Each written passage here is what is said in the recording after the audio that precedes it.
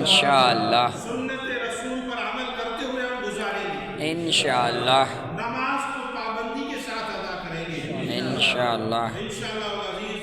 داڑھی مبارک بھی حضور کی سنت کے مطابق رکھیں گے، انشاءاللہ اس طرح ہم گناہوں کو چھوڑیں گے تاکہ اگلا سال ہمارا حضور کی اطاعت کے اندر گزر جائے اور کامیابی کے ساتھ۔ دیکھو دنیا میں بندہ کامیاب ہوتا ہے وہ خوش ہوتا ہے، میں کامیاب ہوں، تو کامیابی کیا ہے؟ کامیابی حضور کی شریعت کے اندر ہے، کامیابی حضور کی طریقت کے اندر ہے، کامیابی اولیاء اللہ کی محبت کے اندر ہے، کامیابی حضور کی ذات کے ساتھ محبت میں ہے، اور کامیابی اہل بیت کی اطاعت کے اندر ہے، کامیابی اصحاب کرام کی محبت کے اندر ہے۔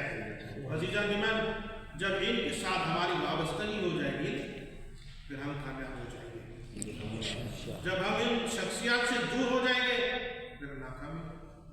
اب اگلے سال کے نئے میسیجز آئیں گے، نیا پیغام آئے گا، تو حضور صلی اللہ علیہ وسلم کی حدیث کا مفہوم ہے کہ جب 15ویں کی شب شروع ہوتی ہے تو ایک سال کا ایک پیپر ہوتا ہے، ایک سال کا ایک پیپر ہوتا ہے، جس پر کرامن کاتبین نیکیاں بھی لکھتے ہیں، برائیاں بھی لکھتے ہیں، جو ہم کرتے ہیں، جو بولتے ہیں، جو کرتے ہیں، جو کہتے ہیں، وہ سب کچھ لکھا جاتا ہے۔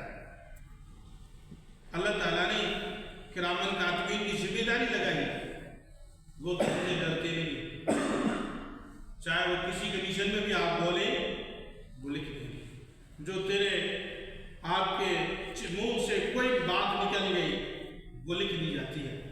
تو اتنے سخت پہرے دار بیٹھے ہوئے، تو یہ ایک سال کا پیپر ہوتا ہے، حد نگاہ تک ہوتا ہے۔ حضور نے فرمایا کہ جب 15ویں کی شب آتی ہے تو جو کرامن کاتبین کو پیپر دیا جاتا ہے وہ مغرب نماز کے ٹائم کا فرشتوں کی تبدیل ہوتی ہے۔ سبحان اللہ۔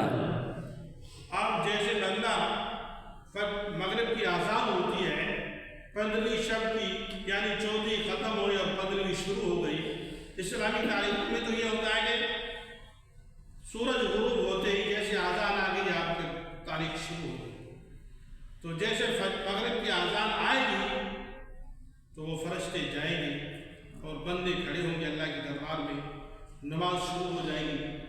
جب یہ جائیں گے تو اس بندوں کو سجدے کی حالت میں، قیام کی حالت میں، رکوع کی حالت میں چھوڑیں گے، اللہ کے دربار میں چلے گئے۔ اب دوسرے پیپر لے کر دوسرے فرشتے لے کر آئے۔ اب جب یہ نماز کی حالت میں تھے، رکوع کی حالت میں تھے، سجدے کی حالت میں، وہ آ گئے، نیا پیپر آ گیا۔ آپ خصوصیت کے ساتھ اس چیز کو نوٹ کریں کہ 14ویں کا بھی روزہ رکھیں اور 15ویں کا بھی روزہ رکھیں انشاءاللہ، اور 14ویں کی بھی ٹوٹل نمازیں 500 نمازیں جماعت کے ساتھ پڑھنے کی کوشش کریں، انشاءاللہ، اور 15ویں کی بھی ٹوٹل نمازیں جماعت کے ساتھ پڑھنے کی کوشش کریں۔ بھائی جو شروع میں اللہ کے دربار میں بندے لے کے گئے فرشتے، اللہ کہتا ہے اے میرے فرشتوں بتاؤ تم نے میرے بندوں کو کیسا دیکھا، پورا سال آپ نے ان کے ساتھ گزارا، ان کے نام اعمال کیا ہے؟